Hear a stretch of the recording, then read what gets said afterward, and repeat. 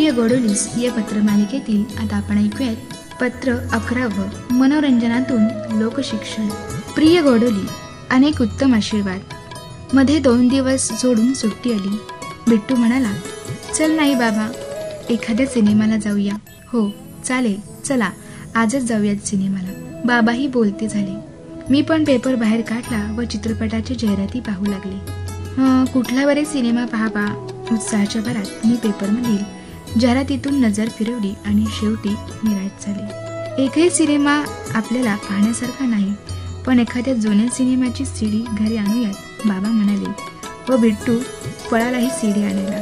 2 आखे 12 हात सीडी घरी आणली। बिट्टूचे मित्र, शेजारचे काका काकू, आम्ही सगळ्यांना मिळून सिनेमा पाहिला। बरं वाटलं। सिनेमाचा जिवंत विषय, त्यातील उच्च जीवनशैली आणि तेवढ्याच ताकदीचे केलेले दिग्दर्शन, कलाकारांनी जीव ओतून केलेला अभिनय, खरोखरच सगळेच अप्रतिम होते। हा चित्रपट तू पाहिलेलाच आहेस, तुला आठवत असेल। गाणीही अर्थपूर्ण, भावपूर्ण, मधुर स्वरांचे कोंडण लाभलेली, मनात रुंजी घालवणारी आहेत।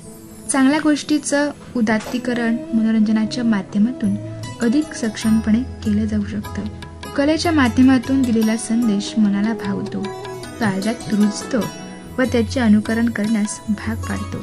चांगला विचार म्हणूनच अशा माध्यमातून पेरता येतो। दृकश्राव्य माध्यम आणि प्रेक्षणीय व श्रवणीय असते, त्याचा मनबुद्धीवर पटकन परिणाम होतो।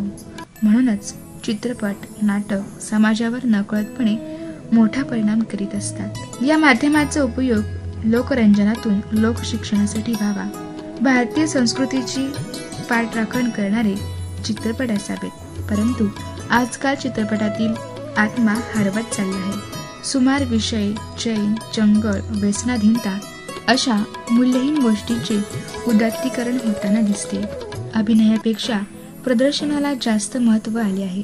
चित्रपटातला विचार संपत चालला आहे। नको त्या फॅशन समोर येत आहेत। आजचा युवक वर्ग याचे अनुकरण करू पाहत आहे। उद्याचे भविष्य घडवणारा तरुण वाट चुकला तर तो कोठे जाऊन पोहोचेल याचा विचार करायला पाहिजे। चित्रपट कुठलेही येवो किंवा टीव्हीवर काहीही लागू, पण रिमोट कंट्रोल तर आपल्या हातात आहे ना। योग्य वेळी कंट्रोल करून विधायक दिशेला वाटचाल करणे हीच काळाची गरज आहे। तुझीच सवय। तर श्रोतेहो, आपण ऐकत होता सुप्रसिद्ध लेखिका डॉक्टर सौ सुधा कामकरिया यांनी लिहिलेल्या प्रिय गोडोलीस या पत्रमालिकेतील 11वं पत्र।